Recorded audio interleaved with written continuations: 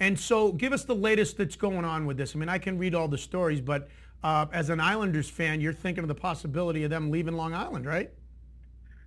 Yeah, that's a possibility. More pertinently, there's the possibility of them leaving Nassau County, which is, of course, where they've been through their whole history.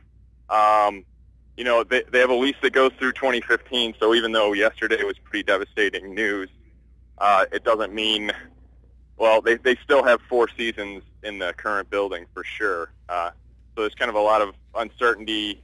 This just sort of closes one more door as far as, whether or not they're going to stay on the current site. It now looks kind of bleak. But a lot of fans sort of hold hopes for something developing either east of there or even in Queens or Brooklyn, where, of course, there'd be, some other population advantages to playing there. So, the story's not over for them. It's not looking great on this morning. So when they were talking about, so to me, it looks like there's 3 possibilities. One is that they build a new stadium on Long Island, and that doesn't seem like a real possibility. 2 is they fix Nassau County Colisium. Why aren't they doing that?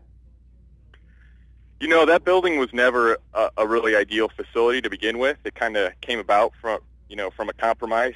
So it's something. This is sort of an unusual, arena ownership relocation threat situation, in that it's been going on for 2 decades because everybody's known the facility was subpar even during the Cup years, and they've also known that the lease kind of handicaps the team from doing much. So, Charles Wang, the owner, proposed redeveloping the land, rebuilding the Colisium himself with his own private funds a few years ago. The local town that had zoning jurisdiction didn't like the size of his development, so they blocked that. The county, meanwhile, which owns the land and owns the building, wants to redevelop it, has always wanted to redevelop it. So that's how this most recent referendum came up, where they would take out bonds and Wang would repay them from revenues for the Islanders.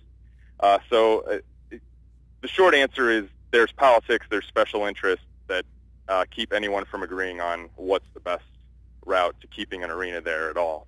Okay, and the third possibility would be that 2 years from now, when the New Jersey Nets open their new stadium in Brooklyn, that the Islanders might possibly join them and go play there. Let me play devil's advocate for a second. While I want to agree with you that if I'm an Islanders fan and they leave Nassau, they leave the county, that it's a big deal. I have emotional attachments. They've played there, and they're not as identifiable. I'll make the other argument. The New York Giants and the New York Jets actually play in New Jersey. Okay? The New Jersey Nets might even keep their name, and they're going to go play in Brooklyn. So what's the big deal if the Islanders go less than an hour away and go play somewhere else?